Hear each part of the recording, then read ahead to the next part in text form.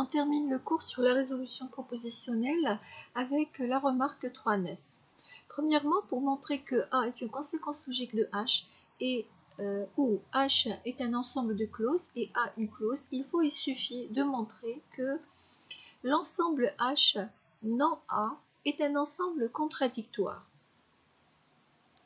La méthode de la résolution propositionnelle nous permet de démontrer que H et non A est un ensemble contradictoire.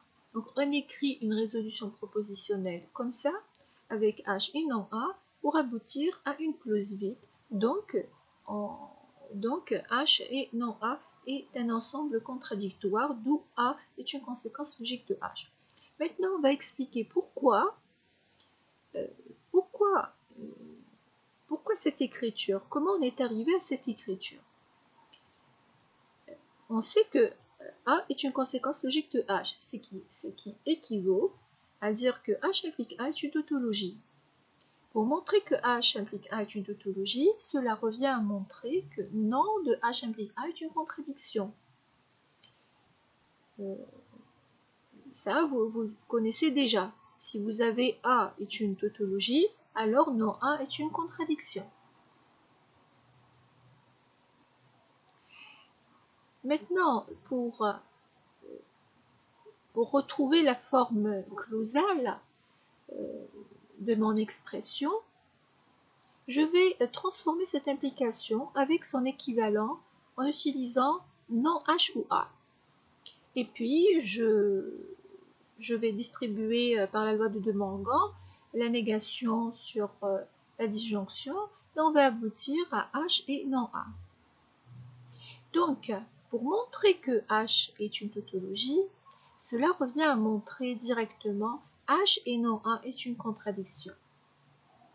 Et pour montrer que H et non A est une contradiction, il suffit d'utiliser la démonstration par la résolution propositionnelle. En utilisant H comme ensemble de clauses et non A comme clause pour arriver à la clause vide. Si on montre ça, donc H non A est un ensemble contradictoire et on remonte, H implique A est une tautologie, donc A est une conséquence logique de H. D'où la deuxième remarque. Pour montrer qu'une proposition F est une tautologie, il suffit de montrer que non F est une contradiction. On va utiliser l'ensemble de clauses de la proposition non F pour développer une résolution propositionnelle qui va aboutir à une clause vide. On va appliquer maintenant ces deux remarques sur un exemple. Pour montrer que R est une conséquence logique à partir de ces trois clauses, alors ici on a la première, voilà la première clause, la deuxième clause et la troisième clause. Cela revient à montrer directement que la résolution propositionnelle avec les quatre clauses suivantes, P ou Q ou R, non P ou Q ou R, non Q ou R et non R, aboutit à une clause vide. Donc on a les quatre premières clauses, voilà, et puis en utilisant le résolvant, on induit d'autres clauses. Alors en C5, on peut appliquer le résolvant entre C1 et C2 en éliminant P et non P. On va avoir Q ou R résolvant entre C1 et C2 et on l'écrit. En C6, on peut voir entre C3 et C5. Il y a non Q et Q. On va éliminer non Q et Q, il va nous rester R résolvant entre 3 et 5. Après, entre C4 et C6, on peut éliminer R non R pour avoir la clause vide. Donc on déduit que ceci est un ensemble contradictoire de clauses, d'où R est une conséquence logique de cet ensemble de clauses. Si on utilise la deuxième remarque, R est une conséquence logique de ces trois clauses et qui va écrire que première clause et deuxième clause et troisième clause, le tout implique R est une tautologie, selon le théorème qu'on a vu dans le chapitre 1. On pose F donc cette expression et on va essayer de montrer que F est une tautologie. Pour montrer que F est une tautologie, cela revient à montrer que non F est une contradiction. Il suffit d'utiliser la résolution, la démonstration avec la résolution propositionnelle pour montrer que cet ensemble non F est contradictoire. Alors, non F, maintenant on développe non F, parce que là j'ai F. Donc non F est égal à la négation de mon F. Je vais remplacer l'implication par non de tout ça, que j'ai mis en rouge, ou R. D'accord, c'est ça l'équivalent de l'implication. D'accord? Vous pouvez développer sur vos cahiers pour voir.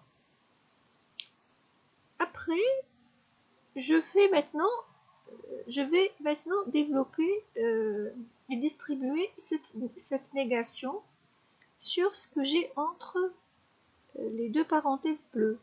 Je vais avoir non par non, il va disparaître, et puis ce ou va devenir un et non R.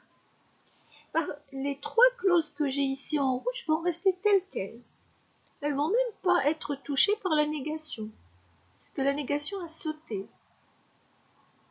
Donc, vous voyez, le résultat est direct. Mais lorsqu'on donne ça à l'examen, il y a, je ne vous dis pas, des étudiants qui se gourrent et qui développent cette négation à l'intérieur, etc. Ils se perdent, ils font sortir par la suite des clauses fausses et ils perdent des points juste comme ça. Oui, c'est direct parce que cette négation, je n'ai pas eu à la développer, elle a disparu. Elle a disparu, la double négation, elle a fait disparaître cette négation. Et puis, avec la loi de De Morgan, donc cette négation transforme le ou en et elle rend R en non R. J'obtiens donc non F, c'est un ensemble de clauses. Regardez, ça c'est une clause. Après, il y a un et, après une autre clause avec des disjonctions, et après, j'ai une autre clause et non R. Il faut avoir cette forme-là, il faut avoir des et entre les clauses. Une fois que vous avez ça, vous pouvez écrire maintenant votre résolution propositionnelle.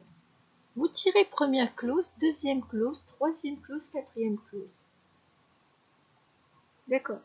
Bon, j'insiste sur ça parce que je sais que lorsque je corrige les copies d'examen, quoique c'est facile, la résolution propositionnelle, c'est très facile, mais il y a des erreurs lorsqu'on écrit les clauses.